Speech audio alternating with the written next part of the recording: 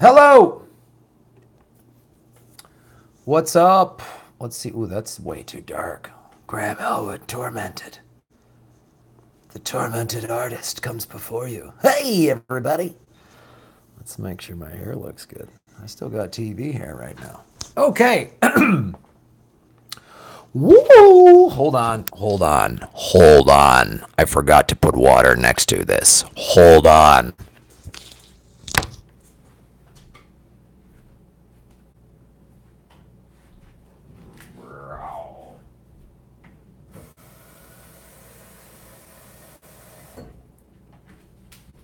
Okay.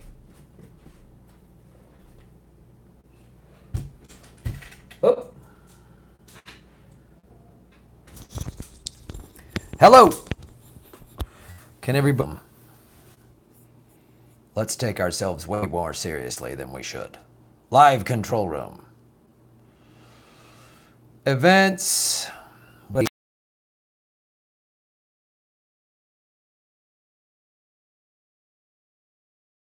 Questions. The super chat. Saturday. Jimmy's show is still going on. He had Glenn Greenwald on. Oh, man. I wish I was over there. Shelby Hall, can Scott Pruitt just go to hell already? I think he is in hell. I think he lives in a personal hell.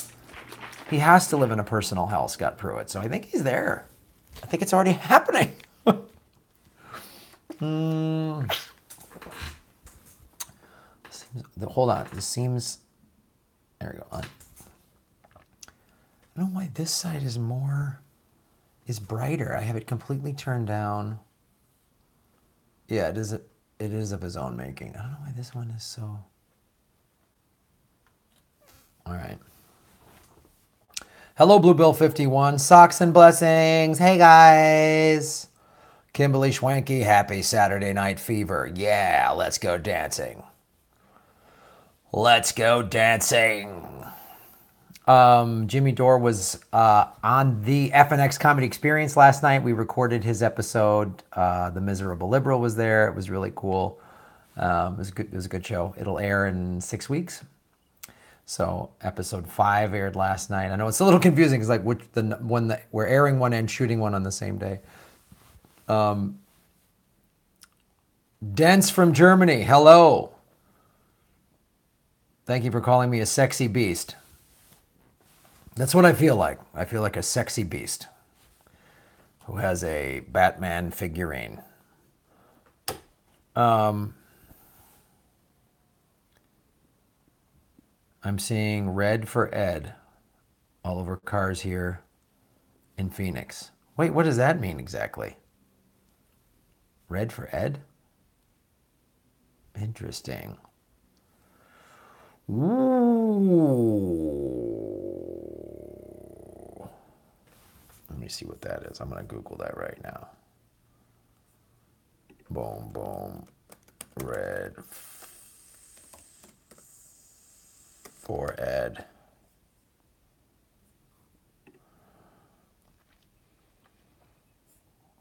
Oh, support Arizona teachers. Oh, right on. Cool. Oh, red for education.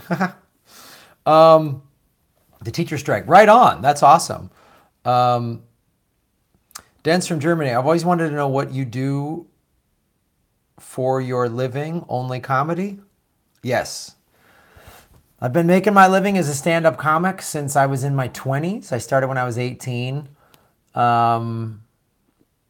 When I first moved to Los Angeles, I had some little odd jobs to pay the bills, but for the last, I'd say 20 years or so, it's always been comedy.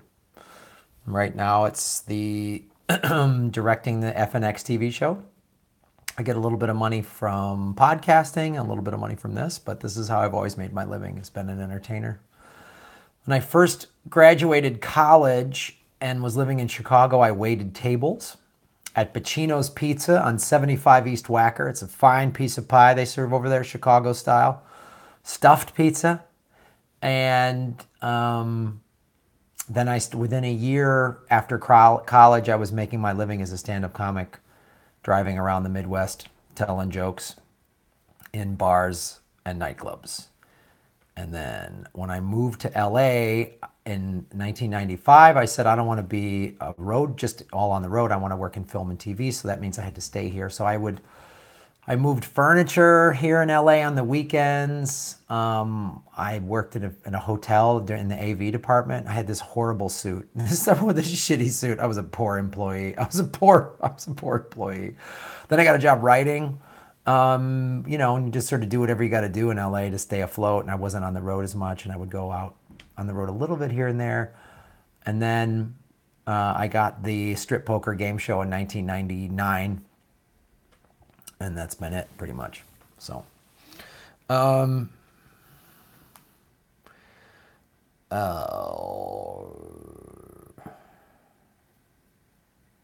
heard the teacher strikes are going out too. Teacher strikes. We've been talking a lot about the teacher strike. They've been pretty significant. Those interviews I did with Amanda coming from Actify Chat, she's pretty significant. Shelby Hall, I hope Arizona teachers have had enough. The March for Our Lives kids and the Arizona teachers were protesting together gives me hope. Wow. Oh, man. You better believe the powers that be do not want to see people getting together. They don't want to see it. They don't want to see it. That's why they've always, if you look traditionally, like Dr. King and Malcolm X, they were very happy, the powers that be, that those two camps were separate and sort of even at odds with each other, because they started, when Dr. King and Malcolm X started to come together towards the end of their lives and realize, Malcolm X was pretty critical of Dr. King. When Malcolm X started to go, you know what, there's actually a lot to be said. And when Dr. King, his speeches, as we've talked about before, became way more socialist and way more critical of capitalism. Weird. Then they both got gunned down. So, Kimberly Schwanke, hey, going to Chicago in August, where to go after a Cubs game? Oh my God, I used to live over near Wrigley. The Cubby Bear, all those bars right around Wrigley are a blast to get a whole feel for the Wrigleyville vibe. The Cubby Bear's good. The Wrigleyville Tap's good. Those bars like right on the corner of Clark and Addison, and then start going down Clark, south on Clark. Everything down that row is really cool. Yeah, there's a good reggae bar down there. Yeah, any of those bars are a blast, and it'll just be the whole vibe. I would suggest getting to the Cubs, get down to Wrigleyville early before the game and hang out there, and then go to the game, and then come back to a different. Like, I spend the whole afternoon in Wrigleyville, man. It's the coolest experience. There's very few, Boston maybe, but there's very few baseball experiences that are like going to Wrigleyville. And go Cubs. Where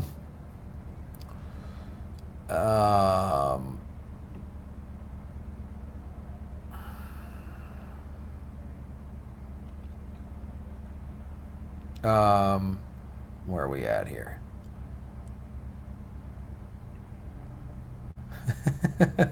Bluebell 51, we're not late. We're just discussing teachers, socks, and dismantling capitalism. Hey guys, really like socialism. What if Darrianne? I don't know, maybe Darrianne's going to become a big socialist. I don't know if she's ever voted before, but that'd be great if she did. Hey guys, capitalism just isn't working, so, hashtag socialism and blessings. What if she just became this really whip-smart activist? I don't know. Maybe that's what this whole Chad is. When they broke up with Ryan, I didn't see that coming, and then maybe Chad's going to turn her around. I don't know. Maybe Chad's an activist. Maybe Chad's an idiot. They're both idiots, and she's going to stumble across some socialist viewpoints. Maybe she's just, hey guys, just started reading Trotsky. Hashtag find your Chad. Oh God, I haven't been able to do as many Darrianne's, but I've just been so tired from working so much. I'm so lucky and so thankful I get to do this and get to do the FNX show. It's so awesome, but I'm wiped out. When the FNX series is over, I'm gonna go surfing for like a month.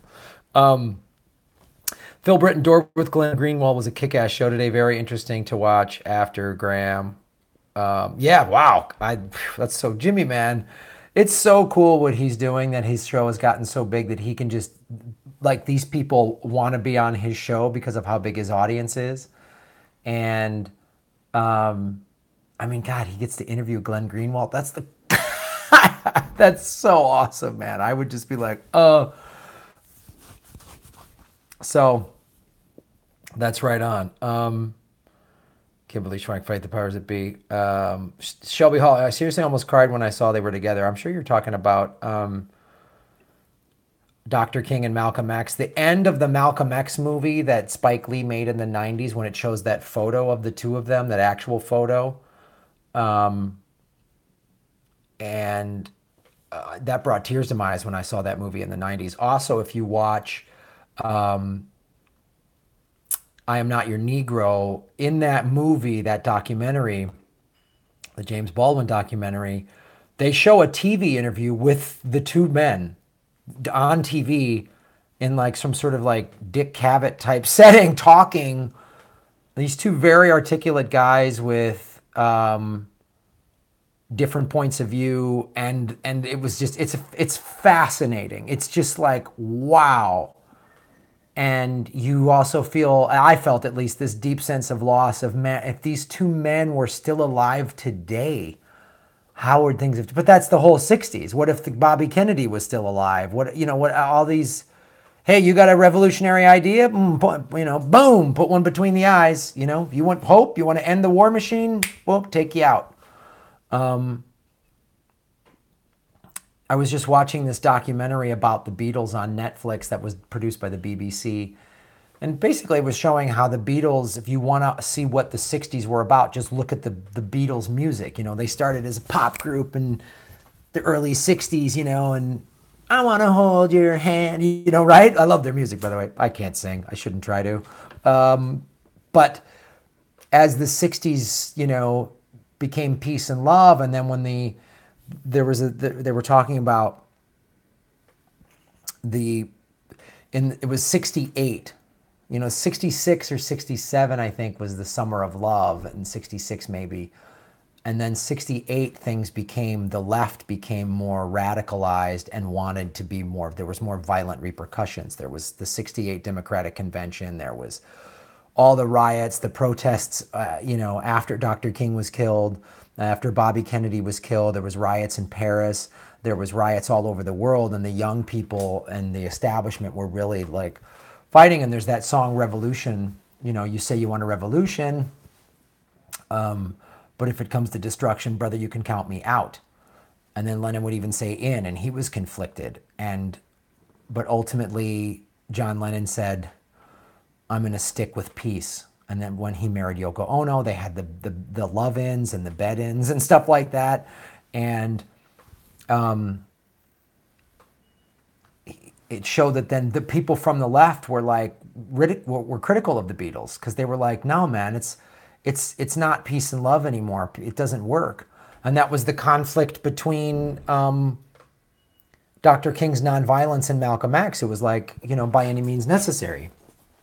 It's a really interesting look, and we're right back. We're going to be right back in this again. I was watching that show and the riots and how the cops were just nightsticking, college kids and stuff, and I'm just like, oh boy, this is going to happen again with March for Our Lives, because these protests are going to. And I've talked about this with Amanda Cumming about, and she said the same thing. These can't have protests on Saturdays. You have to make it inconvenient for people. And when these kids start protesting, and then they're going to get responded with the cops, what's going to happen? And the militarized cops, who are way worse than 40 years ago. Plantastic Life. Thank you for supporting the show. You mentioned that you will be posting interviews on another website soon. What site is it? Oh, none of your business. Wow. Let's get out of my ass, man. No, I'm sorry. It was... That'll be Daily Motion. I have a Daily Motion channel, Graham Elwood on Daily Motion, and I just need to get it up and get it all fancified, get my logos and everything up there, but I'll start dropping videos on there. There's been a little bit of a delay just with some paperwork, but that's what it'll be. It'll be Daily Motion. I think it's even, I'm going to look right now. I think it might even just be, Daily Motion / Graham Elwood. Let me check. Yeah, here it is. That's a great question, Dominic. Thank you for asking that. There's nothing on it right now. There's like one test video I put on there.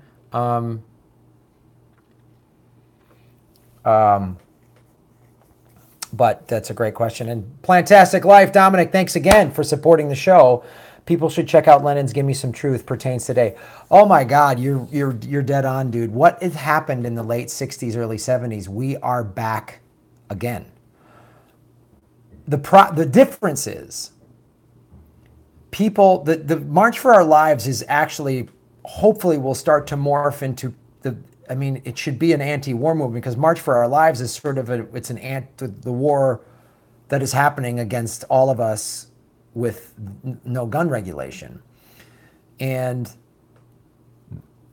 what everyone was protesting in the late was Vietnam and napalming, because back that war, and this is, I'm watching what's happening then and what is happening now. It scares me a little bit. It shows how the deep state learned. They were like, oh, because back then we had a fairly free press who was reporting the news from Vietnam. And you saw kids getting killed. You saw, people holding babies that had been, burnt and maimed from our napalm. And was what was fueling the anti-war movement and fueling people burning their draft cards and saying, I'm not doing this. And cut to now 50 years later, we don't see what's going on in Yemen. We only hear about the Houthis bomb the Saudis, and the Saudis are justified. Like that's what the war machine is putting out there in the mainstream media. So we're not seeing that. We have no news footage of any of this.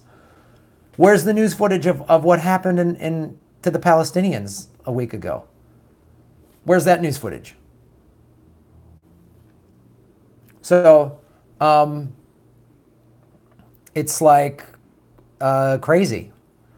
And that song, Just Give Me Some Truth, is what he was asking for. And it's even more relevant now because the media now is 10 times worse than the late 60s. You had independent news agencies. You had local newspapers that still carried a lot of weight. They were independently owned. You didn't have 90-some% of the media owned by 5 multinational conglomerates. You had people like Walter Cronkite. You had people who were like, I'm a journalist to my core, And if you read Chomsky's The New Mandarins, you start to see where it was, how America was getting its sickness was starting about bombing and how we were just war and killing and how the Vietnamese were viewed as less than human. And you see all of that to where it's easy that video I did about the pathologies of American demise. You see it back then where those seeds were planted, fueled by capitalism and all of that. So thanks for bringing that up, Dominic. Out of the gate, strong questions.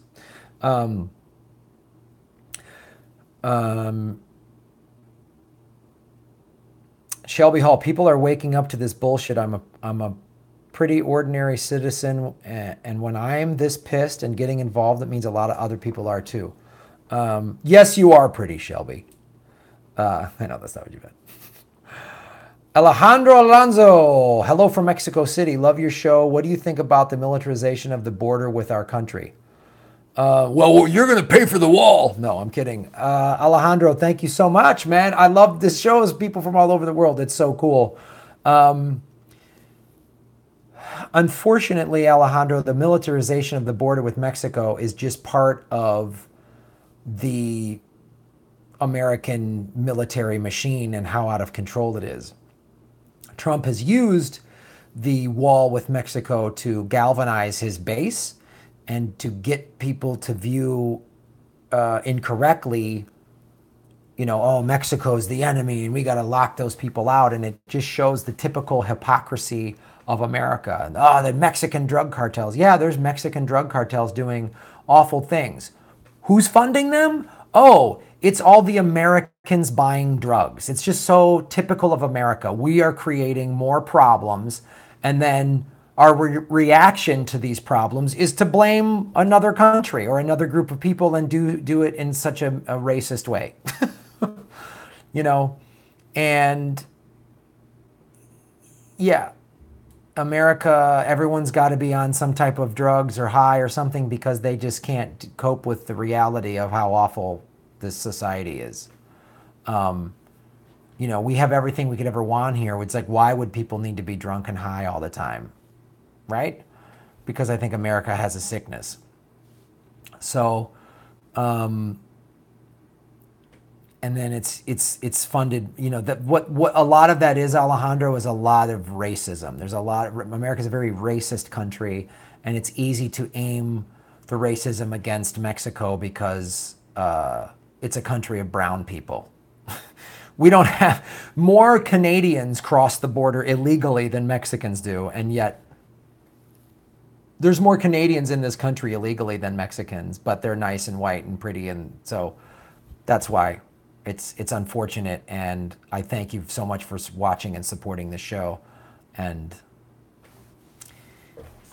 yeah, it's embarrassing how this country reacts to Mexico. It's embarrassing. DC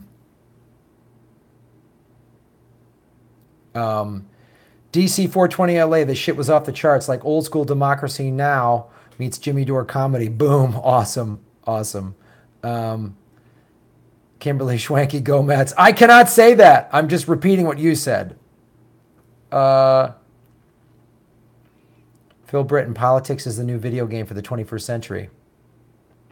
We have Marcia Smith.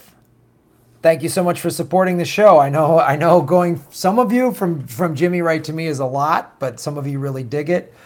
I'm feeling like having switch back and forth between Saturdays and Sundays. I almost feel like maybe Saturday's a little better because of the time difference in other countries. It's still the weekend around the world. Whereas when I do Sunday nights, it's Monday morning in other parts of the world. That's what it seems like to me. Just looking at the numbers, it seems like more people watch on Saturdays. And Sundays are starting to become, now I'm heavy in post-production with the TV show and the sound mixer. It seems like he and I are going to be getting together every Sunday from now on. So I think it's going to stick with, I'm going to stick with these more on this Saturday around 4:30, right when Jimmy ends. So, but Marcia Smith, your question is, okay, Jimmy Dore show is done. Sorry I've missed so much, but love you and all of our friends. And I love you. You guys are awesome. You inspire me in so many ways. And it's this show. I was talking about this with Amanda Cumming when I was on her show, if you watch my interview that she does with me for her show, Actify Chat. And because we were both talking about sometimes we get down, we cover all these stories and we think, oh God, this isn't going to go. And like, oh, this is brutal. And it's seeing all of you guys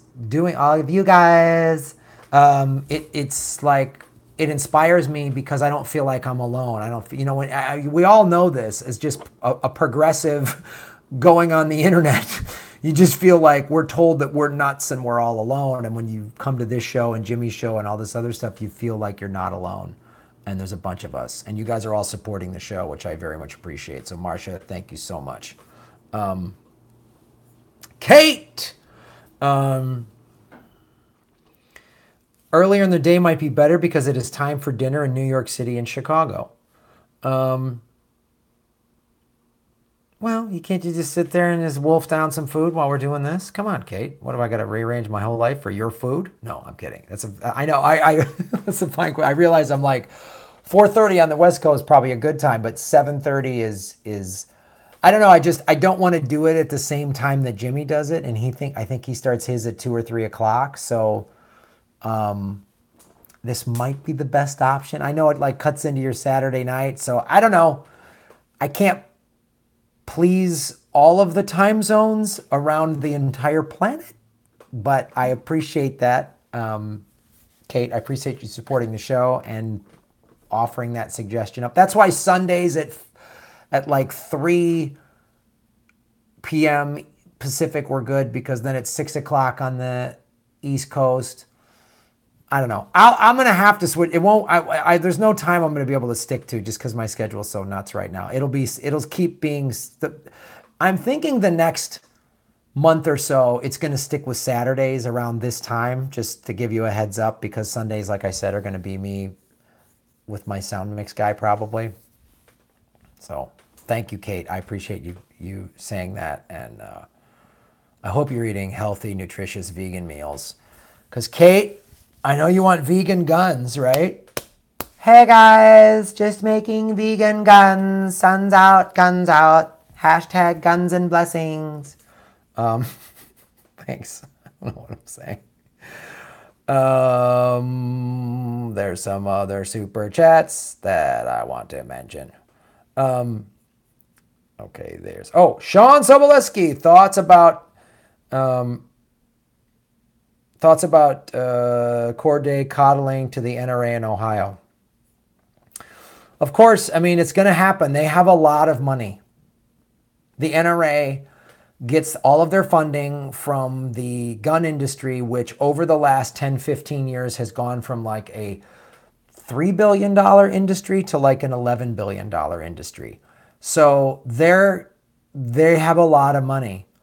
And I love March for Our Lives, and I hope it gets bigger and stronger, and protests and strikes and blocks, and just really hurts their bottom line. But as the NRA, as the gun lobby's bottom line gets affected because of this gun legislation, they're not gonna like, oh, good point. They're not gonna react with, hey, let's all come to the table and negotiate. The NRA is going to go, fuck that. We're going to double down and get all of we're going to spend so much, we're going to outspend them. They're so arrogant and so greedy, and so they have no soul, because they're profiting from human death. So they're going to spend as much money as they can to get as many people to do that. So that's just the reality. And that's going to keep happening. Lucas Pompey.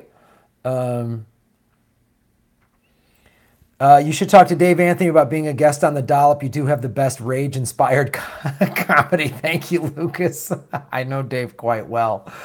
And I've talked to him before about this, about being a guest on The Dollop. Yeah, and I'll probably have him on this show. Dave's just busy. You know, we did the LA Podfest together, and yeah, I've known Dave for years, and I love his progressive rage. Dave's pretty angry dude, which I dig. So yeah, I'll try to make that happen, man. I'll try to get Dave on this show too, because it'd be a great interview, because he has a lot of really good things to say. And he and I have done, when we've been on Jimmy Dore's panel a couple of times, it's been great. So that's a great suggestion, Lucas. Thank you. All right, let's see where we're at here. Thank you guys for supporting the show. It's a great way to support the show, is hit the super chat button. You'll get your question answered. Sean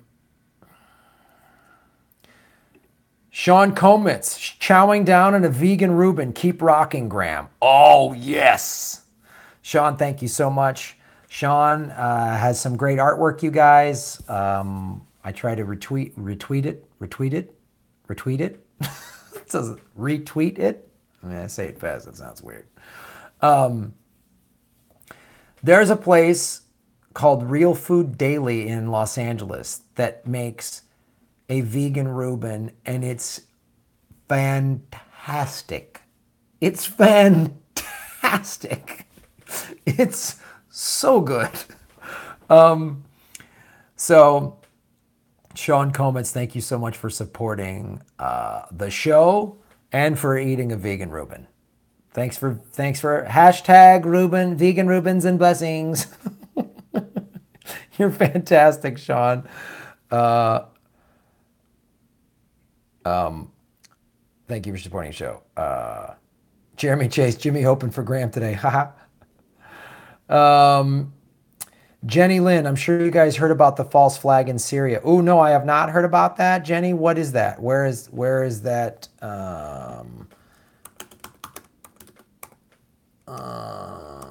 In Syria. Let us know, Jenny, specifically what you're talking about. No,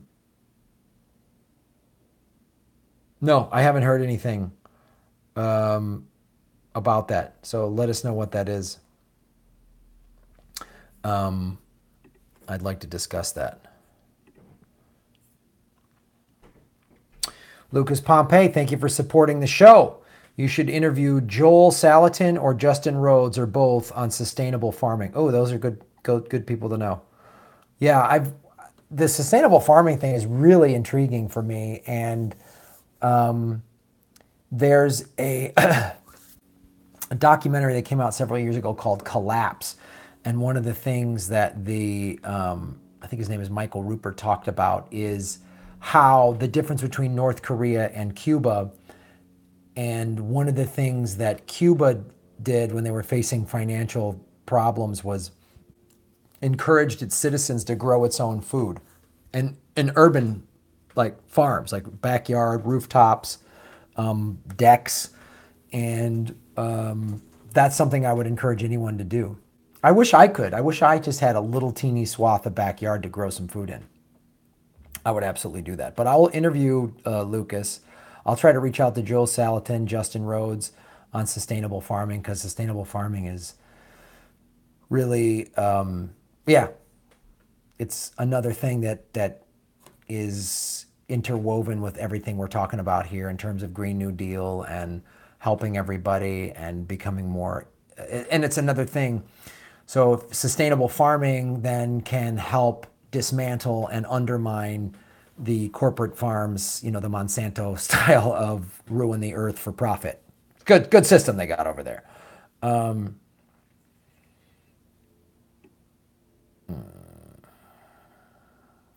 Somebody said they made a grow chamber in their bathroom once. Moose Gal, Graham, the Deerfield, Illinois Village Board voted unanimously to ban some semi-automatic firearms. Law goes into effect 6/13. Residents who don't remove banned weapons by then face a fine of $1,000 a day. Right on.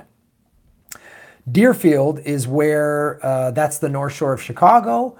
I grew up in Evanston, and Deerfield was actually, we played them, when I played high school football, they were in our conference, and that's awesome that Deerfield would do that. It's a very wealthy, affluent suburb of Chicago, and for them to pass that is really great. And I hope that is a domino effect. I hope all of these other people say, we're not going to wait, because that's what it's going to take. Like, it's like the legalization of marijuana or any other thing. Just get it passed on your local level. Get your town to pass it. And that's going to start to just put so much more pressure on the feds to pass real gun laws. That's fantastic. Thank you for sharing that.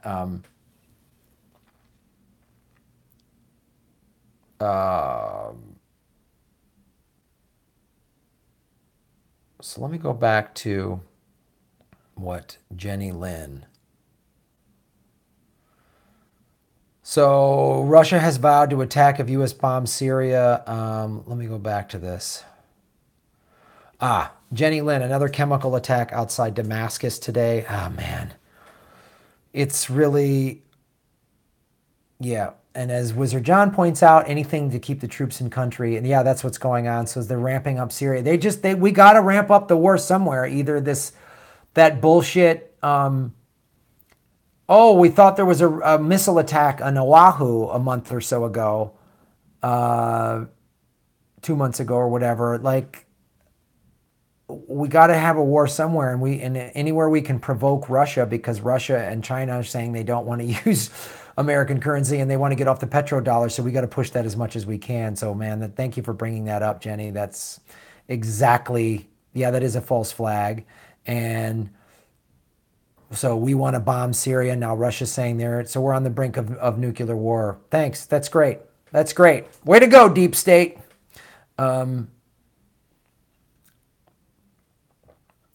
Jeremy Chase, Trump, we're pulling out of Syria. 2 days later, chemical weapons attack in Syria. Funny how they always happen in the vicinity of ISIS fighters, but they suffer no casualties.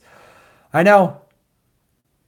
It's it, I don't even know how to verbalize this, but once you start really paying attention, the way all of us here do, then it just seems so obvious now. You know? Before I used to like kind of vaguely pay attention, like, oh man, what's going on there? Boy, Syria, crazy. And now it's like, oh no, see that? Trump says we're going to get out of Syria. Oh, now new chemical attack. It just happens like that. And Russia's threatening us, and no one in the mainstream media is going to go, what are we doing? Why are we ramping up to World War III? Why are we doing this? Why are we talking about war with North Korea? There's no anti-war movement. We need a strong anti-war movement. That's the thing when watching this Beatles documentary. Almost all of the protests were, there was anti-war movement. There was a civil rights movement. There was a women's liberation movement. And they were all interconnected. They were all interconnected. And we need that. We need that. We need an anti-war. We need people saying publicly, loudly, enough with the war. Look at all of the people that we're killing. Look what we're doing. Look how much money is being spent on this. You know? No, I'm sorry that there was a chemical attack in Syria. No, we're not. We're not going to get into World War III with Russia. Who the fuck benefits from that? Hey, 1%er assholes in the NSA that's watching this, who benefits if we have a nuclear war? There's nobody benefits. There's no more profit. There's no more private jets. There's no more private islands. Nobody benefits. It's like, do I have to say that? Is that really something that needs to be, like, no one else has thought that through that's in power? Idiots. Jenny Lynn, I knew it would only be a matter of days after Trump said he was going to pull troops out. Oh, yeah. We got to keep the troops there. Remember all the stuff Trump said during the campaign? Why are we in Afghanistan? Why are we giving money to the Saudis? Why are we in Syria? All critical of Obama. He gets into power. Oh, wow. Looks like I'm going to up the troop count in Afghanistan. And oh, man, I saw those chemical weapons attacks. And I knew we had to do something. It was just, that's what turned me around. Oh, boy. It really came from the heart, Trump. It's unreal, man.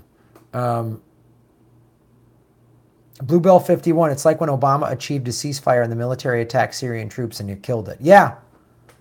Anytime there's a ceasefire, anytime two sides come together, oh, there's always going to be some bombing. And it's always like, oh, some rogue splinter group. You mean the CIA?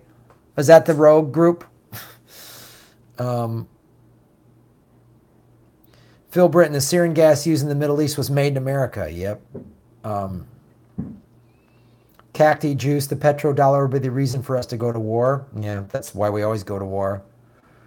Air Force Max, follow the money and false flag attacks. Absolutely. Catalytic Centaur. Centaur. Anyway, Jesus. The wars are within ourselves. We project out into the world. Maybe we should strive to dissolve/evolve these dissonances into something beneficial, constructive at the roots. Oh, you stupid libtard snowflake. Oh, I should be more peaceful, then the world will be peaceful. No, you're absolutely right, dude. That's the thing, and I've talked about this. America knows either on a completely conscious level or at least on a subconscious level that all of the evil that it's doing and so America has just a lot of pain within itself and then projects that out into the world, and we got to just blow stuff up and steal so we can have comfortable lives. That's a good point.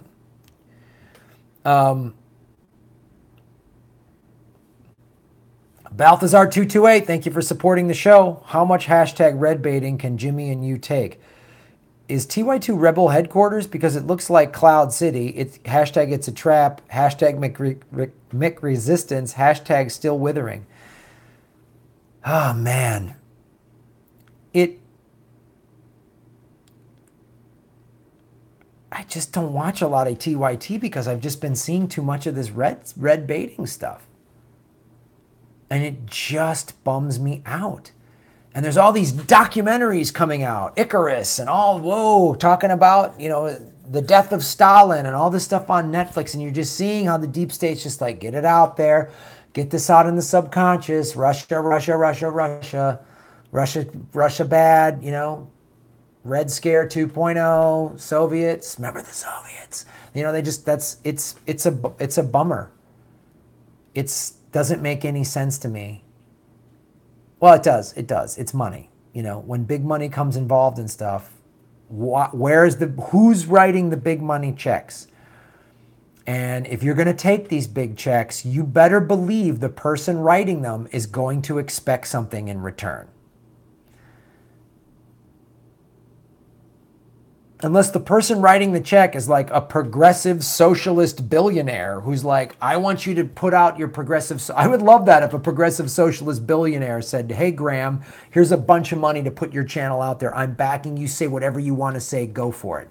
Because most people that became billionaires didn't do it because they were huge proponents of socialism. That's the problem. Big money comes into TYT. Guess what? Guess what? They're going to start saying, talk about this, talk about that, don't talk about this, you know.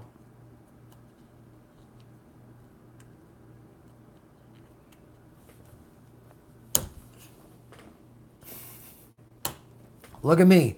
I don't have a big fancy studio.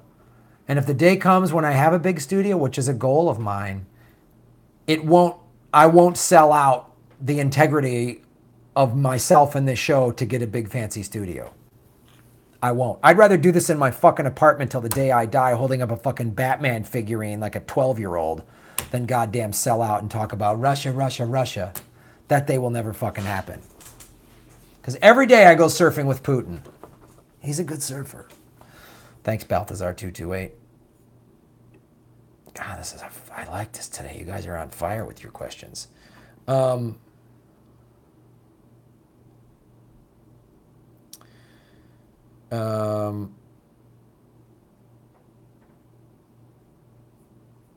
on, you brought up a good point here.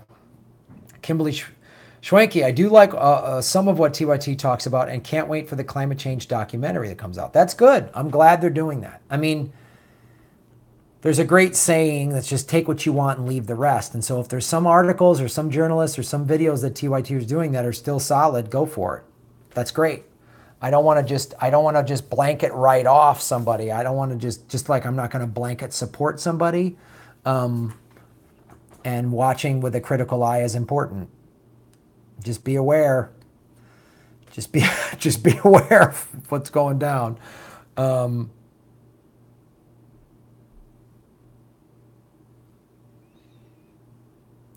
Google user, retain editorship and writing like some of the folks at RT.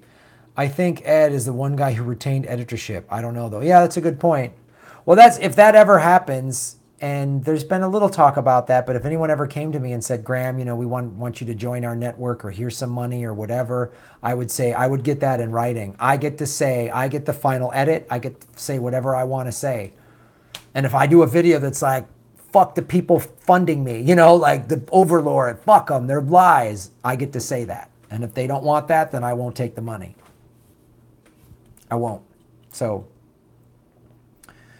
I would gladly serve at the behest of the Shogun, but if the Shogun is corrupt, I will forever walk the earth as a Ronin, just like Lone Wolf and Cub. Samurai talk. Shelby Hall, thank you for supporting the show. Shelby also drove from Phoenix last Friday to come to beautiful San Bernardino to see the First Nations Comedy Experience. You're awesome. How is Gaza different than the beginning of World War I with the world's biggest open-air prison and executing Palestinians? Whew. Well, that's a great question, Shelby. I'm sure many of you have seen online the map of Palestine, their amount of land from like the 40s until now. And it's just slowly been taken away. And this is what, it's funny, everybody wants to think that their government or their country is different or better or more justified. And really it isn't. When you just break down basic human nature, absolute power corrupts absolutely. And when you start killing a people just because you don't like them, I don't care who you are, how justified you are. And Israel, because of the awful, what happened to them in World War II, I visited Dachau when I was a kid. We lived in Germany for a year. I've mentioned this before, but it bears repeating. I lived in Germany my family lived in Germany, in Munich, Germany, when I was a kid. My father had a Fulbright, a research scholarship, and they took us to Dachau. And I saw at a very young age, probably too young to bring a kid to a concentration camp museum, just a thought. But I saw how, and what happened in the hall, it was awful. It was awful.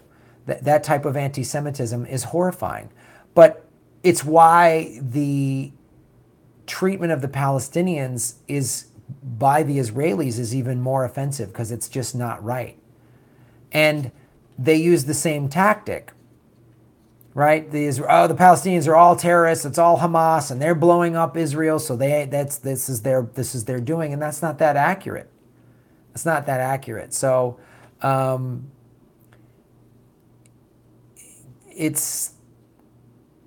if you look at that map and you look at that article or that video I did based on that article from The Intercept, in that article he goes through, and many other articles go through the history of all of the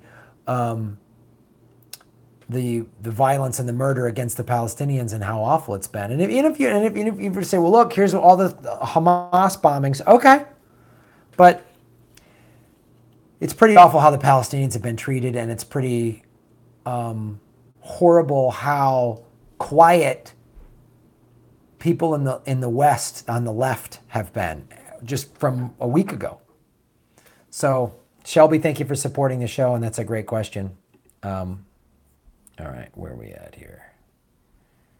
There was another one. Balthazar 228, thank you for supporting the show. Everyone forgets with regards to Israeli apartheid that we also were in support of South Africa's apartheid back in those days. We outed Mandela. Great point. It wasn't until international public pressure, like Artists Against Apartheid, in watching, the Beatles documentary, and you bringing up this, Balthazar 228, we need more resistance. I wish more big name artists would step up. Too many of them are just stepping up against Trump. Okay, Trump's bad, but how many, look what happened to Susan. She's just been vilified for speaking out against the two-party system. We need more artists to do that. I would love to see some progressive, huge name musicians. I wish I was already mega famous and had so I could just come out and say this, because I wouldn't back down on any of these goddamn shows. But now I'm not famous enough, and since they already can watch all these videos, if I were to achieve some type of bigger following or bigger status, I don't think they would have me on now. But going to what you're talking about, America backed South Africa's apartheid for years, and now we're backing Israel's apartheid of Palestinians, the Palestinian apartheid, however you want to phrase that. But there just needs to be international pressure, and this is where social media is really great. I've seen so many people, specifically on Twitter, speaking out here's what happened. Here's this person that got shot. Where's the West? Where is everybody? Where's the outrage? And that's the thing. There's just so much selective outrage, especially in America. And if you're going to get outraged about something, you got to look in the mirror. And America doesn't want to do that. The West doesn't want to do that. Not at all. But that's a great point you bring up, Balthazar 228. We used to support apartheid in South Africa. So we don't have a great history. This is Israel, who also refuses to acknowledge the Armenian genocide. We're coming up, April 24th is Armenian Genocide Recognition Day, or Remembrance Day. And Israel and the United States refuse to acknowledge it. Israel will not acknowledge the Armenian genocide. What's that tell you?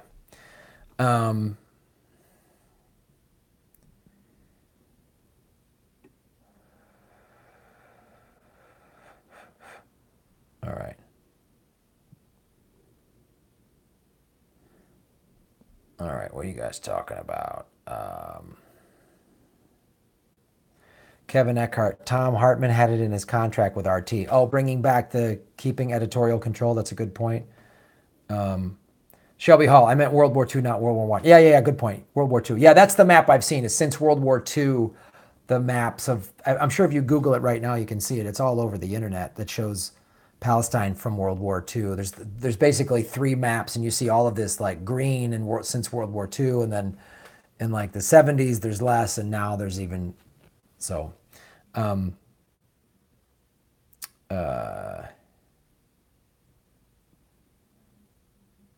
Phil Britton, bring back the draft. Punks for the Pentagon, wake up and pay attention to politics then. Well, that's not a mistake. That was what it was. So if you, again, if you look at the late 60s, there was a draft and fairly free journalism that was covering everything. When the draft was starting, all of the peace and love hippies, you know, free sex and free drugs went, whoa. I might have to go to Vietnam. Whoa, hold on. Wait a minute. That's when the big protests started happening. So there is no draft, so no one's paying attention. But because the greed from gun manufacturers is so pervasive that it's now getting high school kids killed, high school kids are in a little bit of a war, have been drafted into a war that they didn't ask for. That's what's March for Our Lives. That's what it's going to take.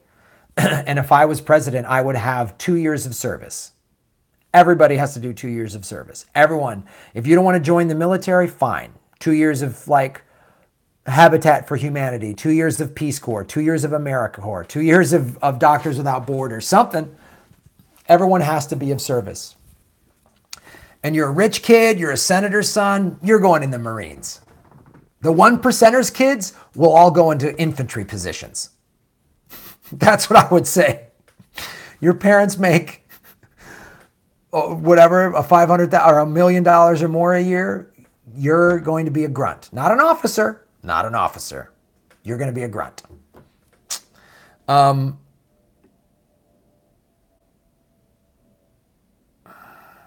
Slave to paper with ink on. 100,000 progressive channels. Any time to change the world. I think that's a question.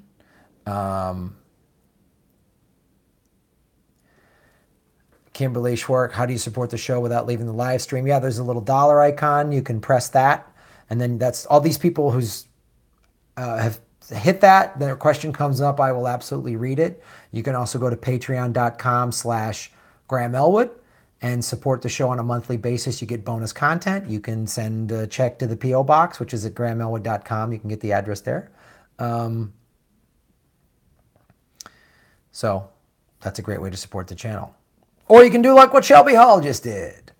Thank you for supporting the show. When you have no future, a lot of people join the military. It's not a draft like before, but it's still not exactly voluntary. Yeah, it's a poverty draft. So that also, I don't think is that's a coincidence. That's not a coincidence. So when the actual draft went away in the 70s,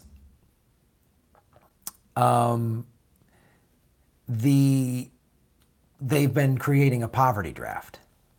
So that's a huge reason. I don't know how, and I remember going to Iraq to do comedy shows in 2008 and then again in 2011. So right when the recession started and when it was sort of still going.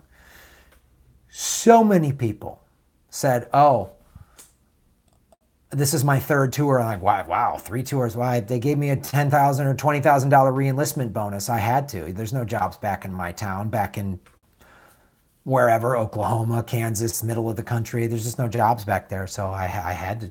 I couldn't say no to the money. Numerous guys were just like, I'm not here for America. I'm here for the money. They just said it. I'm here for the money. The economy is so shitty. We've shipped out so many jobs. Thanks to people like Clinton, Bush, and Obama, that, we have to, our military is just like mercenaries. They're just like, oh, I'll go wherever the war is because I need the job. I need the gig. You know? And again, if we cut the military budget in half, if we reinvested it in infrastructure, we would have an amazing society. We would have an amazing society. We'd have an engaged population. We'd have an engaged democracy. We could have this, America could be a utopia that would shine the light on the rest of the world, and we could make the whole planet an amazing place. This planet could be heaven on earth. It could be amazing. Where people have of kindness for each other, and people want, the first thought in the morning is, how can I help my fellow man? How can I help the human race? How can I make things better for my neighbors? For people I've never met? How can I make things? That's what the world would be versus wake up and go, me, give it me, give it me. Yeah. Balthazar. Wait, there's one I missed. There's one I missed. Where is it? I thought there was one I missed. I'm sorry. Proud Foots, thank you for supporting the show. That $sign thingy seems to work. Thank you for supporting the show and doing the $sign thingy. Guys, hit the $sign thingy and support the Political Vigilante. Thank you, Proud Foots. Plantastic Life, Dominic, you've been a huge supporter of this show here and elsewhere. I very much appreciate it. Being against some of Israel's practices does not make you anti-Semitic, just like being against some actions of the American government doesn't make you un-American. Yeah, I'm so tired of that. I'm so tired of that. It's such a great point, and we need to keep repeating that because I'm so sick of I'm against the policies that the Israeli government is doing that is murdering civilians in Palestine unjustly. They're just murdering people. That's not right. I have very good friends of mine that are Israelis. I have good friends of mine that have children in the Israeli army, people that are very close to me. And no, I've so many friends of mine that are Jewish. I have people, good friends of mine that are vets. My uncle was a Marine. I mean, the reason I'm critical of the United States and of the Israeli government is because I see how good it could be. And it's just not right. It's not right. If it's not right, it's not right. I don't give a shit what the flag says, what country it is. I don't give a shit. If it ain't right, it ain't right. I was raised Catholic. I'm Irish Catholic. I'm more critical of the Catholic Church than anyone. I will not just back my team because, I was raised Catholic. My grandfather went to Notre Dame, so that's my team. I got to support them. No, fuck them. I'm going to be critical of everybody because no one is more critical of me than I am. So therefore, I'm going to be critical of everything else. Thank you, Plantastic Life. I'm so tired of that. If I'm critical of Obama, I'm not racist. If I'm critical of Hillary Clinton, I'm not a sexist. I'm so sick of that shit. If I'm critical of Trump, I'm not critical against orange skin fucknuts with small dicks. You know what I mean? It's just Trump's policies. Taj Marie. Thank you for supporting the show. Should we boycott the AIPAC to reverse the course of Israel against Palestine? Also, thoughts on Debbie Wasserman attaching herself to the March for Your Lives and Tim Canova going independent.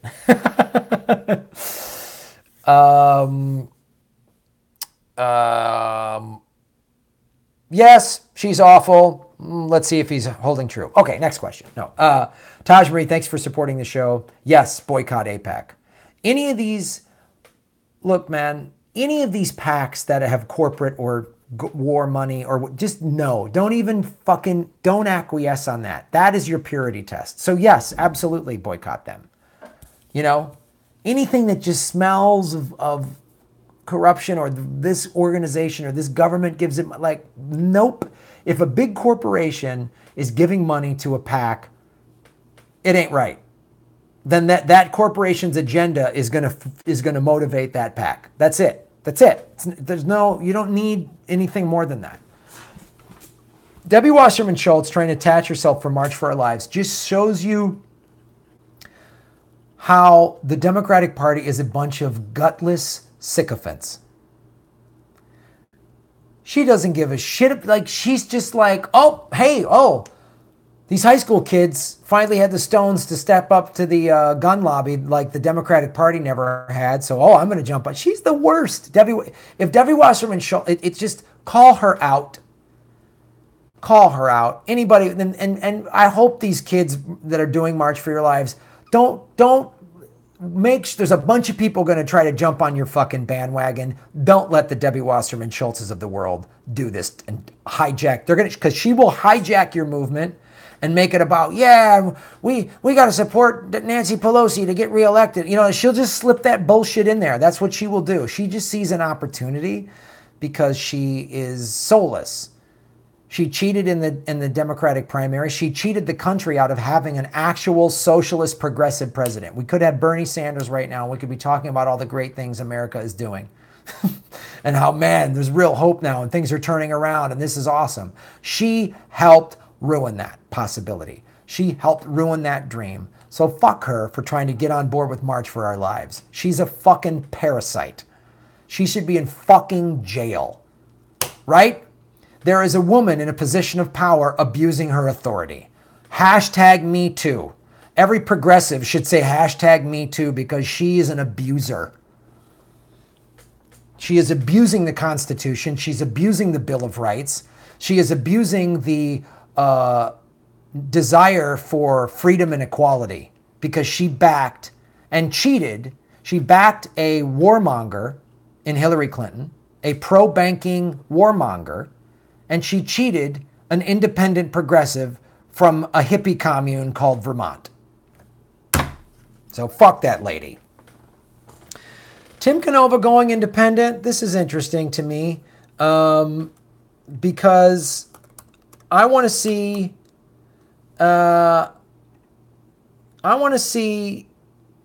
what he does with this, right? So his Twitter feed says stuff like, every state seems to have them. Democrats want to push the Republican business agenda, right? He's talking about on his Twitter feed that he wants public banking. Let's see, one of the things he wrote is Democrats whining that as independent I will be spoiler and elect Republican shows they're already expecting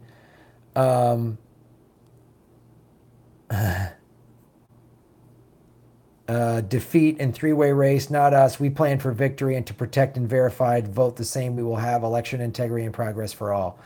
I mean, I think it's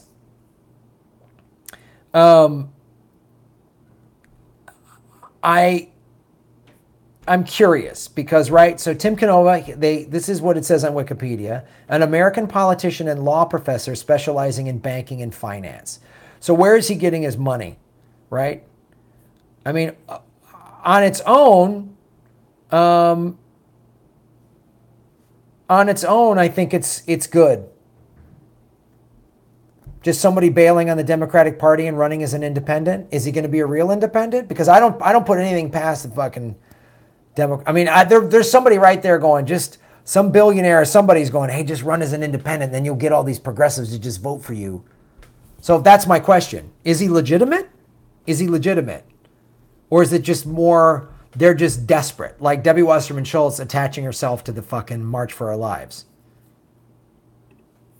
So that's what I think. Where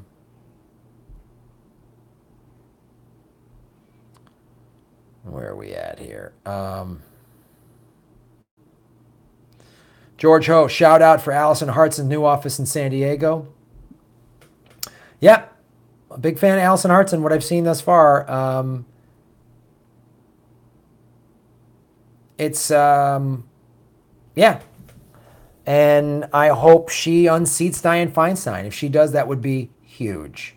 Julie Love 101. Tim Canova Dem exited and went indie. Now Bernie won't endorse him, even though Bernie was cheated by Debbie Wasserman Schultz. Julie Love. Tim Canova, he's for real. Seems legit. Okay. Basil Peterson. Tim doesn't accept PAC money. That's good. Um,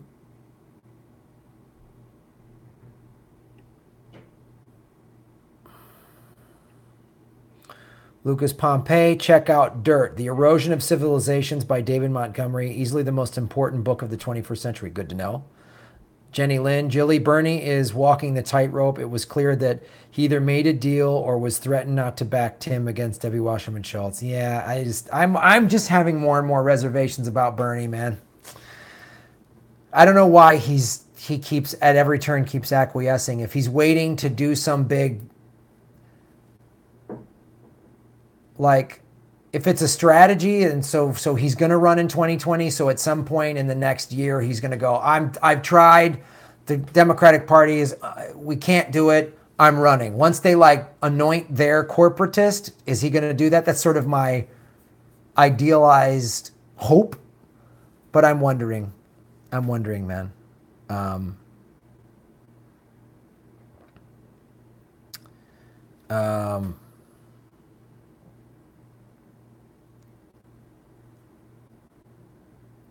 Let's see. Jenny Lynn, with Bernie's backing, that's just more votes. That's just more votes Debbie Wasserman Schultz left to steal from Tim. Jalen, I'm so very worried that many progressive running are fake progressive. We are told the intelligence agency is putting up candidate. Great point. I did a video on that about how the ex-CIA people are running as resistors. So I really want to know, when a guy says he's been in banking and finance, maybe he's been really trying to fight it, or maybe he's been doing fake sort of Elizabeth Warren style fighting, passes a law here, passes a law there, gets, yells at someone on a hearing, and that video goes viral. But for the most part is just playing ball, Phil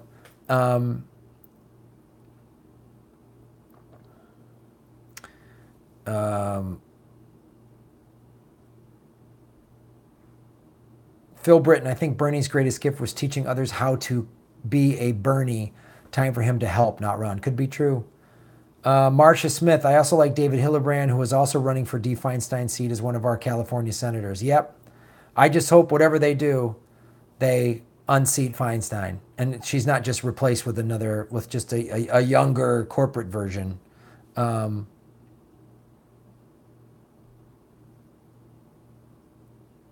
Shelby Hall, I got money because of the work Warren did. Good point. Good point. And I know Elizabeth Warren has done some good work. When she helped give Trump $80 billion to the military in the fall with 4 other Democrats, she just seems like more,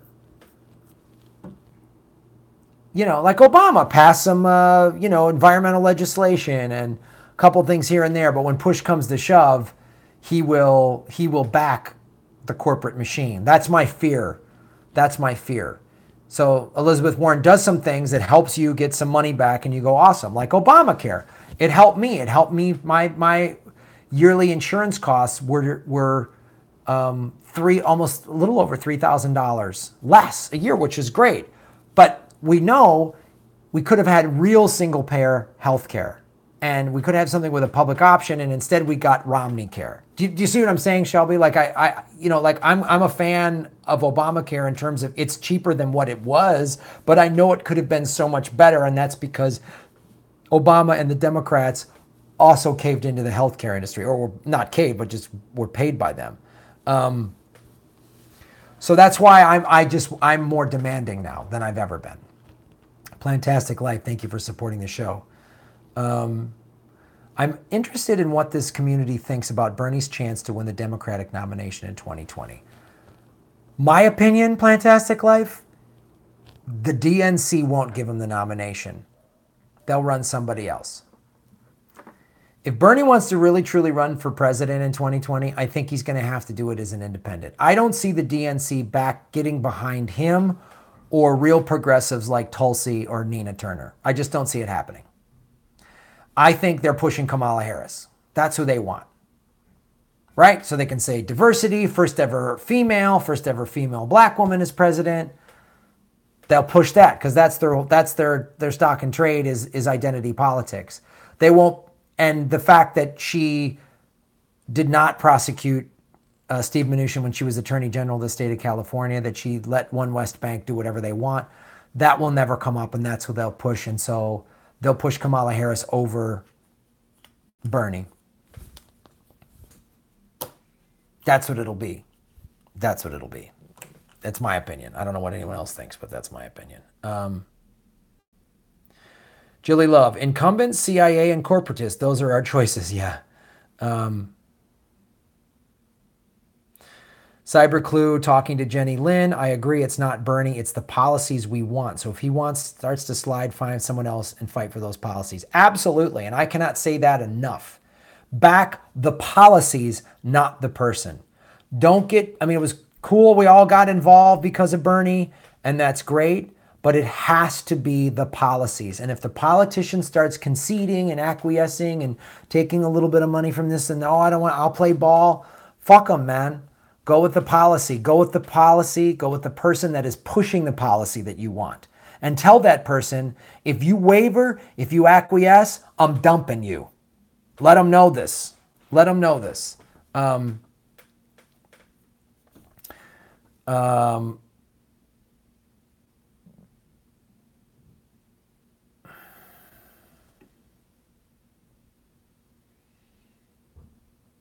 Taj Marie, Kamala Harris is worse than, yeah.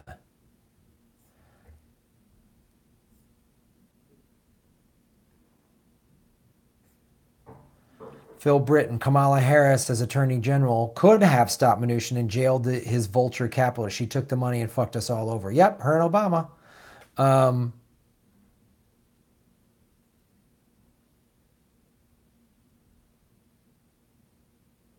Lucas Pompey, Graham, please drop in to Monotalk with James tonight and talk with us all on his show. I would love to, but I actually got to see a movie tonight. That's my, comedy film nerds. I got to see movies, and I'm editing all day tomorrow and Monday, so it's my only time to see a film to talk about it for Comedy Film Nerds on Tuesday. So I will be watching Chappaquiddick. Yes! The Kennedys. Victor Lester, you want a $15 wage? Who's going to pay for it?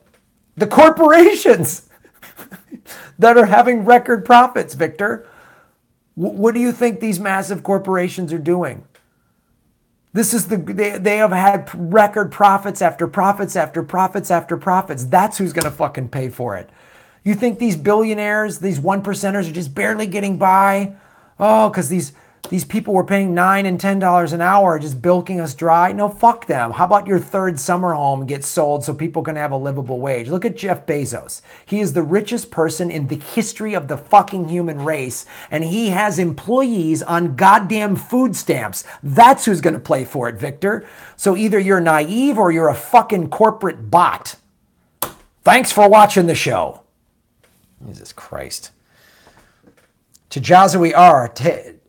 Here from India, and yes, I think your research-driven, policy-focused episodes are inspiring. Love the way you don't rest and persist. Thank you so much, man.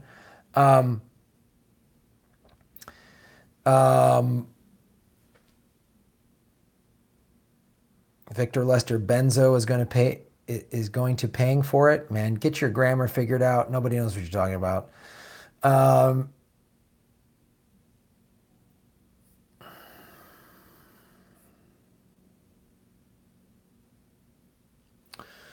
Question here, Taj Marie, what positions are Green Party candidates in North Carolina running for? Yeah, get us some, if you got some Green Party candidates running in North Carolina or wherever, let us know and I'll talk about it. Shelby Hall! Medicare for all will allow more money for corporations to pay a living wage. Absolutely. And here's the thing. Great point, Shelby. Thank you for supporting the show.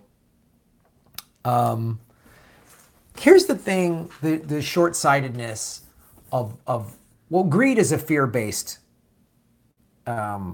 emotion. It's a fear-based action because it comes from, I'm not going to have enough. Even though I've got hundreds of millions of dollars or billions of dollars in the bank, oh God, what if I lost that? What am I going to do? I was worth $1 billion. Now I'm only worth $500 million. Like it's a fear-based thing. What the corporations need to understand is if they actually gave up a lot of their wealth and helped people, their quality of life wouldn't go down at all. They would still live the privileged, pampered lives that they have, and they would make people's lives better.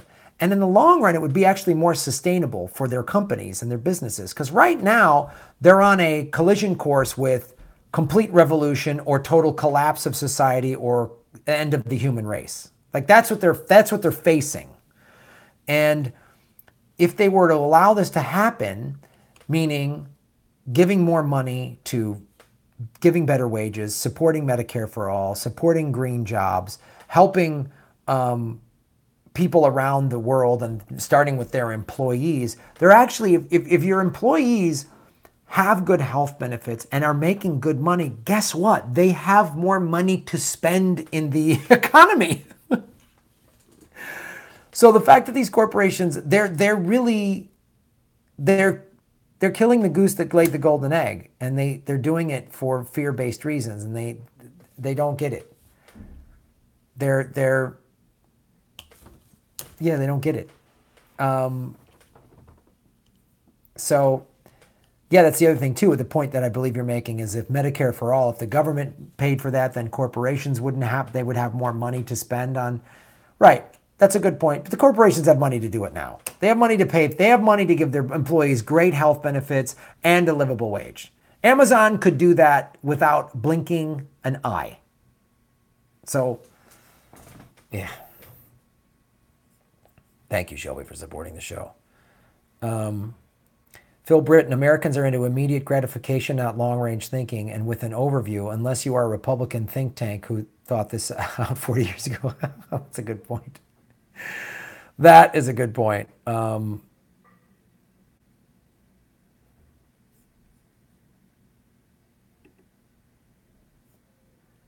Cyberclue reminds me of Ripley's scene in Aliens. You know, Burke, I don't know which species is worse. You don't see them fucking each other for a goddamn percentage.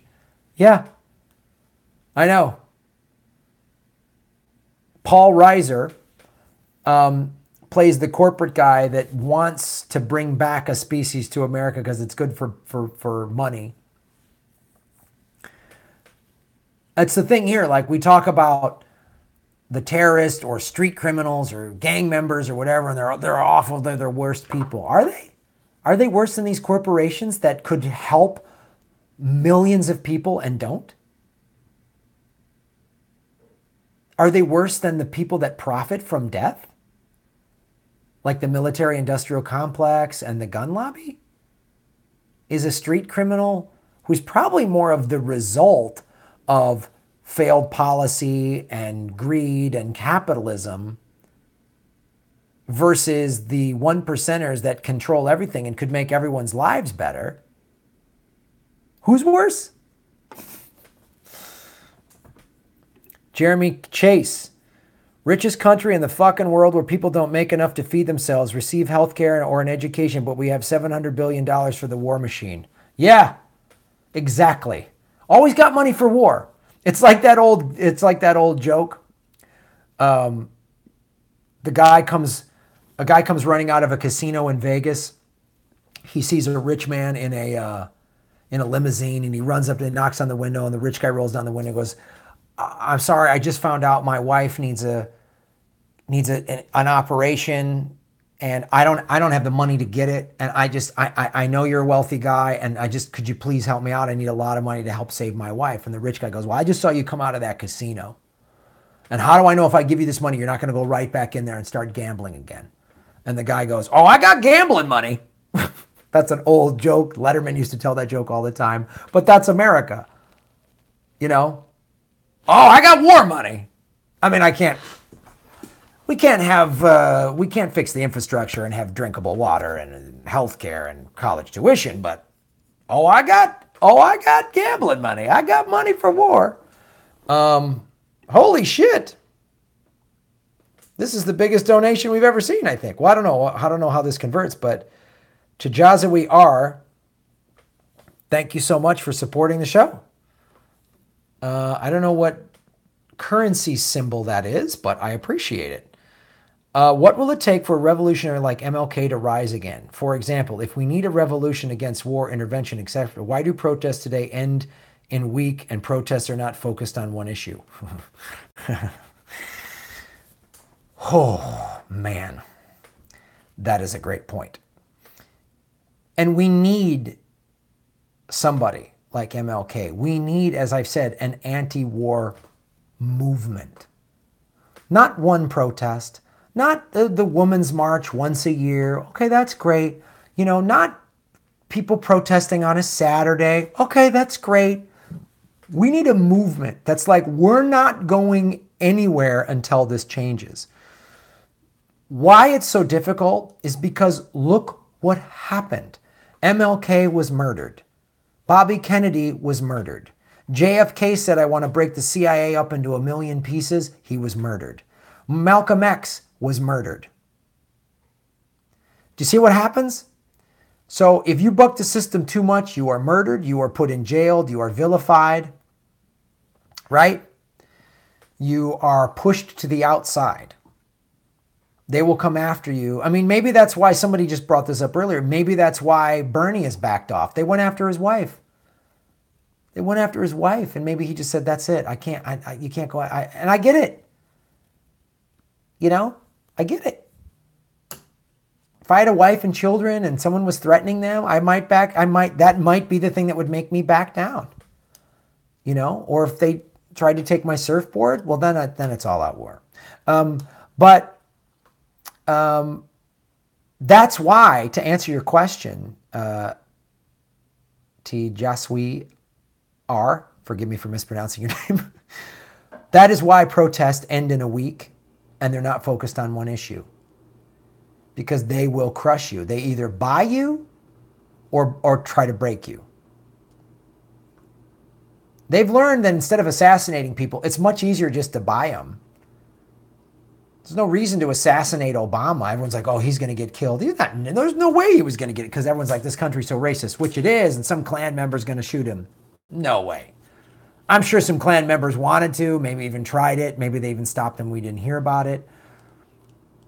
But Obama was great for the corporate machine. As Cornel West says, he was just the first black leader of the American empire. Obama was good for business. He was great for the banking industry. He was great for the war machine. He's good for business. That's why they're like, yeah, you want to pass gay marriage? Fine, just keep drone striking the fuck out of the Middle East. So that's why. You know, we were talking about TYT. They're doing some good stuff over there, but also their big money came rolling in. And then we're pushing Russiagate. You know? Any of you guys out there struggling to pay your bills, let's say I came in and said, you know, here's a bunch of money. Money that could change your life and your family's life. Hundreds of thousands of dollars, millions of dollars. You'll never have to worry about money again. Just do me a favor. Just don't talk about the DNC lawsuit. Just do me that. Is that cool? Talk about all this other stuff, the environment, go for it. But just don't talk about that. You'd be hard-pressed to say, no, I want to keep working 3 jobs and barely getting by. You might say, I'm going to take that money. Are you bad? Are you soulless? Depends on the circumstances. More than likely, no. But that's how they do it. So, to Jawasi R, thank you for supporting the show, man. That was really cool. But you're right. We do need somebody. We do need MLK. We do need like one person. It was Bernie, but then they squashed him and now he's acquiescing and they either bought him out or they threatened him or both. Plantastic life. In my lifetime, we've either been at war or involved in a Cold War. Now we have both. That's such a great point. And Dominic, and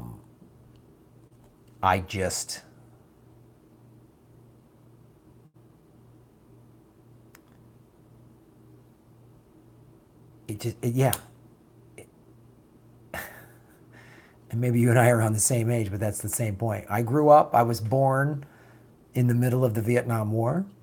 And when that ended, we were in a Cold War. And I was always threatened that the Russians were going to blow us up. And then when that went away, we had a brief period like in the late 90s, mid to late, where there's no Cold War and and America was great and we were making all this money and we just let Clinton do whatever we wanted because the economy was good. And then 9/11, and now we've been in a constant state of war for the last 16 years. Soon to be 17. And so, yeah, it's why we need an anti-war movement. It's why we need what Tazawi just said about we need an MLK, we need an anti-war movement. We need Black Lives Matter. We need the Women's March. We need March for Our Lives to all get together and start an anti-war movement. That's what we need. And we need like one or two big name voices to push it, to get up to speak at rallies where everyone's like, oh, I got to see this person speak. Whoever they are. That's what we need. Thanks for supporting the show. Cacti juice. Oh, Bosnia in the 90s. Sorry. Oh, a lot of war. Totally forgot about that. Oh, boy.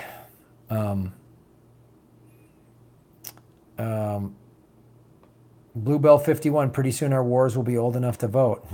Yeah. Jeremy Chase, we need to purge Wall Street and the CEO culture. Absolutely. Celeste Holmes, we need an anti-economic parasite movement. John Belushi, keep it simple. Keep it simple. Help your neighbor in need. Yeah. Harold Hedge, I've known nothing but war. Shelby Hall, we need more Nina Turner. She makes me want to kick ass. Yeah, she does. She's no nonsense. She's no nonsense. She's awesome. And you bring up, going back to this point of I've known nothing but war. And that's part of the pathology of America. We're just always at war. We're always spending money to blow people up. And eventually that's got to affect you on a emotional, on a spiritual level, whether you're aware of it or not. It has to. And the sadness is that we've become numb to it. Murder, people get blown up. Fuck them. As long as it's not me, man. You had it coming. The hell with them. That's what it breeds, is that attitude. Constant war comedy. Phil Britton. Mario Savio, in his 1964 Berkeley speech, said, when the machine becomes so egregious, so odious, you have to put bodies on the gears and levers and make it stop. Yeah, that's what I'm saying. We talked about this with Active iChat and with Amanda Cumming. She said it. You have to make it inconvenient for people. And protesting on a Saturday is not going to do it. Look what the teachers have done. The teachers in Oklahoma shut the schools down. Oh, all of a sudden the Republican governor wanted to play ball. Look at that. Isn't that crazy? That's what you got to do. You got to shut schools down, man. You got to walk out. You have to resist. You have to be willing to take, this might be difficult, but we have to do this. It's going to be inconvenient for yourself, but it needs to be more inconvenient for those that are in power. And you do that non-violently, and you do it peacefully.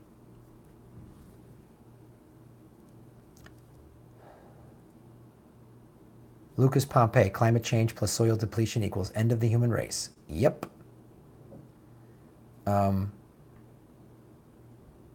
Jeremy Chase, communism is the sharing of all property. Everything is communal, like the first Christians. Quickest way to explode a Christian brain is to mention that. Well, because what happens in America is then you say communism, they quickly go to the Soviet Union, which was not communism in its literal definition. The Soviet Party was like one percenters. They enjoyed all this stuff while people were in breadlines. It wasn't the true essence of communism. What you say is communal. Oh yeah. Tell them Jesus was a socialist. He was a hippie. Christians go nuts for that. Jason Diomes. Thank you for supporting the show, Jason. Hello, fellow vigilantes. Yes, you're all political vigilantes. Graham, do you think Bernie will support Tim Canova after announced going independent? Well, we were just discussing that earlier, and he hasn't thus far. I think this is sort of the turning point, for me at least, on what's up with Bernie. If he says, you know what, I'm going to back Tim Canova. Debbie Wasserman Schultz cheated me out of getting in the White House and changing this country for the better.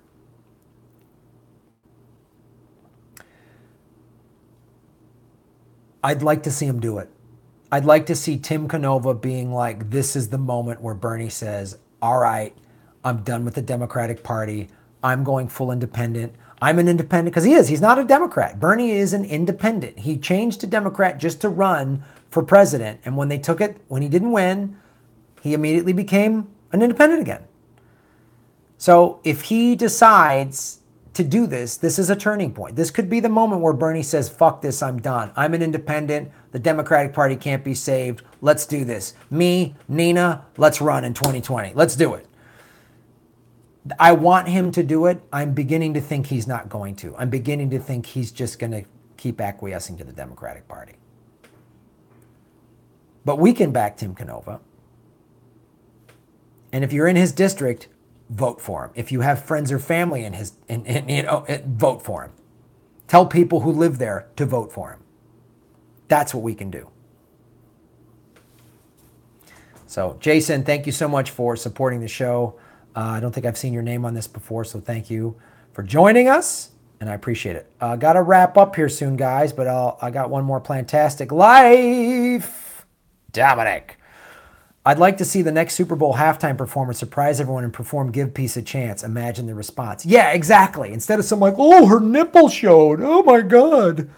A baby saw a nipple. You mean like the one the baby was breastfeeding on? Oh, God, the human body is a filthy place. Cover it up and feel shame. That's what Jesus wanted. I would love to see that. That's the kind of resistance we need. A big, like a Bruno Mars going, peace. That's what the Beatles did. That's what the Beatles did. They didn't do it because it was good for business, because it sold a lot of records. They did it because that's what they believed and they thought that's what was right. And they took a lot of flack. So I would love to see that at halftime too, Plantastic Life. Somebody just suddenly going peace. Or the end of their song, they open up and their shirt says, end war. Cut the military budget in half. I want that to be a fucking battle cry. Hashtag cut the military budget in half. That's what I want to see. Or maybe there's a more marketing slogan-y version of that, but that's what I want to see, Plantastic Life. I would love to see that. Then I would actually start watching the Super Bowl again. Instead of the fucking war machine it's this propaganda to recruit people for war.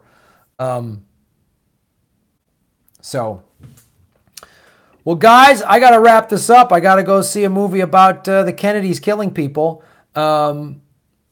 Jenny Lynn, Catalytic, I totally agree. We have a spiritual crisis of epic proportions. You are correct. Moscow, Graham, I want to get involved and change the dialogue on the environment. What can I do? Hold on. Where is that? It just popped up. God damn it. I just lost it. I was just reading your thing, Moscow. Where'd that go? Oh,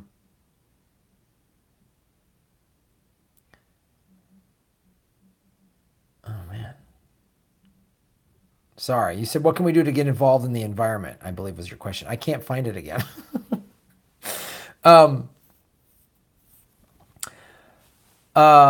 Here's what you can do. As I say, start locally. Start with yourself. Start with small things. The 3 R's that they taught us in the 90s, reduce, reuse, recycle. I live in an apartment, but I have a little compost jar, so I don't use my garbage disposal. I mean, I rarely use it. You put your food scraps in there. You can't put food or dairy in, or you can't put meat or dairy in there. And you get compostable bags from like a Trader Joe's or Whole Foods or wherever. Try not to go to Whole Foods. And you put that in composting is good. taking public transportation more, using less oil. And that's part of the other thing is don't, vote with your dollar. So don't give these companies your money if you don't want to support them. Start local. Try to use sustainable practices in your personal life. Try to implement them in where you work. If you are in school or have kids in school, try to implement them in the schools. Try to vote on a local level. Try to get your local city government, your local municipality, your county to support policies that support green energy and green technology. Again, if you buy a piece of green technology, you're supporting that industry. So those are the ways I would get involved.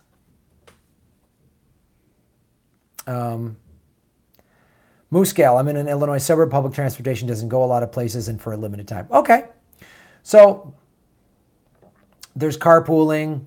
Maybe it's looking at get your next car is electric or hydrogen or something like that.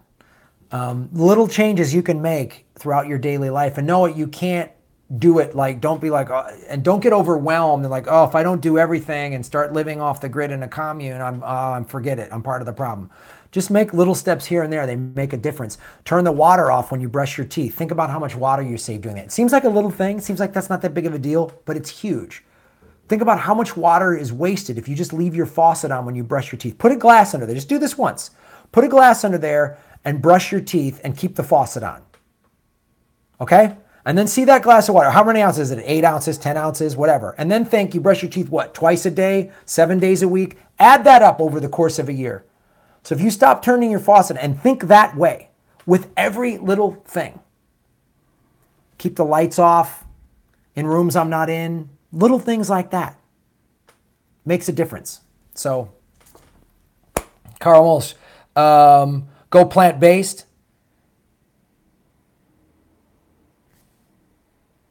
Jilly Love 101, burn bones, then add to the compost. You got a whole community here that's probably a bunch of godless hippies. You godless hippies. You dirty, godless hippies. So anyway, Troxy's Refuge, going vegan saves more water. Yeah, it does. Do some research.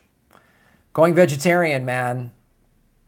The amount of water and grains used to feed dairy and cattle for meat and chickens and all that stuff is insane.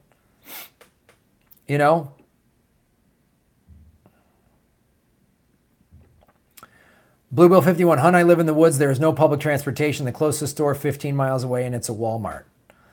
Well, horse and buggy. No, I'm kidding. I understand some of you live way out in the woods. So then look at your life and how it is and how you can apply that. You live in the suburbs, you live out in the country. Okay. So what can you do to reduce your carbon footprint? I guarantee there's some ways out there, and there's some people out there, and there's probably some blogs of people like, oh, I live out in the woods too, and this is what we've done.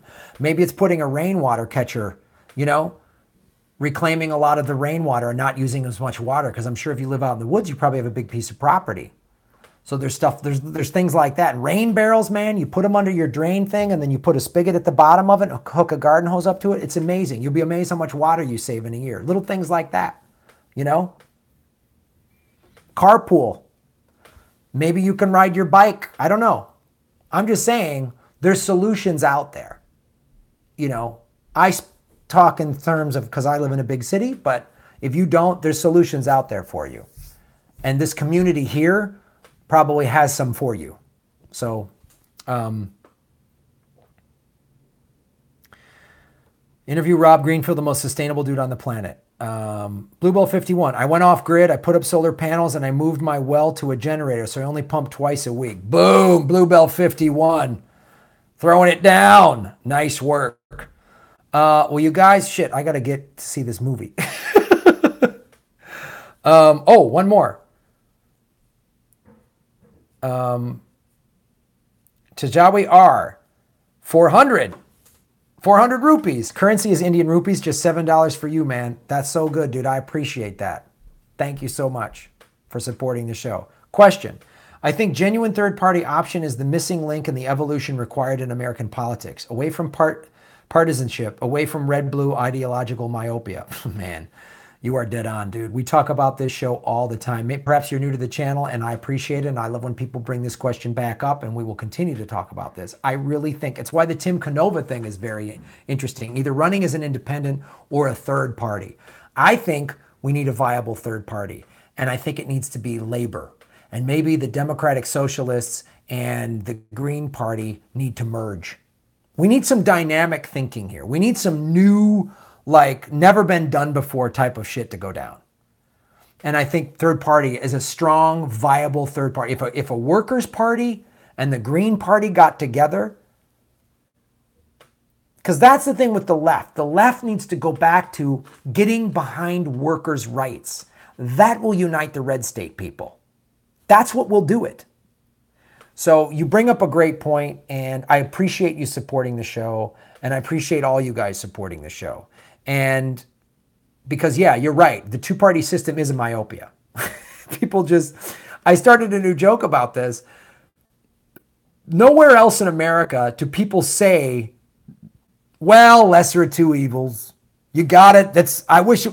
People just accept it because the two parties have told us this. It's a marketing campaign. Nowhere else would you see this. You don't see TV ads where it's like, buy the Chevy Malibu because it's just a little less shitty than the Ford Focus. You know, like, they don't say that. So it's a great thing you're bringing up, man. Jenny Lynn left Forum, left elect, was working on just that coalition before Bernie started running. He actually put a wrench in things. Yeah. So it's a good point. You guys, you are so fantastic. Man, I love this show. I love what you guys have done. We've been talking for over 100 minutes, and I want to thank all of these super chatters. Plantastic Life again, Marcia Smith, Kate, thank you. Let us know what food you have for dinner on the East Coast. Lucas Pompey, thank you for supporting the show. Sean Soboleski, Sean Komitz, two Seans for the price of one. Lucas Pompey, Balthazar 228, Shelby Hall, Balthazar 228 again, Shelby Hall, neck and neck.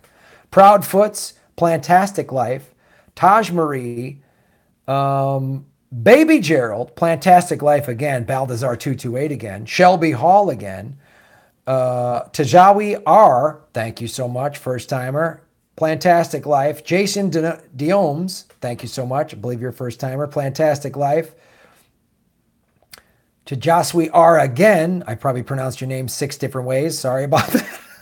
You have permission to call me Graham Elaward or whatever you want to say, Balthazar 228, and Plantastic Life. You guys are so fantastic. I love doing this show. I love it so much. And, Plantastic Life again. Plantastic Life. Enjoy your movie, by the way. I like your and Chris's YouTube movie channel, and I rarely watch movies. If you guys want to just hear me talk about movies, go to youtube.com/comedyfilmnerds. We release video clips. And we could use a little love on that channel. We could use some subscriptions and views because YouTube obviously is demonetizing everybody. I got into this with Political Vigilante, and it grew with the help of you guys and Jimmy Dore and stuff like that so that I'm able to make some money. But Comedy Film Nerds could use a little love from you guys if you're into movies. And I try to jam in my politics, but I got to be careful not to hijack that show. But thank you so much, Plantastic Life. You guys are fantastic, and I really, I love doing this. I love everything you guys have to say, and I love the ideas you're proposing and the discussions we're having. It's really making, it keeps my faith, like once a week, if my faith is low and like the system where, I come to this channel and I come to this chat and I come to all of you and you keep me fucking fighting the power. So I gotta go watch some movie about a corrupt Irish family. just like mine. What? No, I'm kidding. Yeah, John Belushi, we have more in common. Look at this. Look at where all of you guys are from. All different age groups living in all different places around the world. Rural Alabama and someone in India have the same views. They want us separated. They don't want us together, because look what together does. We've had Mexico City, we've had Alabama, we've had the West Coast, the East Coast, we've had India, we have Europe, we have all these people coming together saying the same things. So we're going to keep fighting, man. We're going to keep fighting. So you guys are fantastic. Thanks for watching the show. You are all political vigilantes making Gotham great. Follow my creepy finger.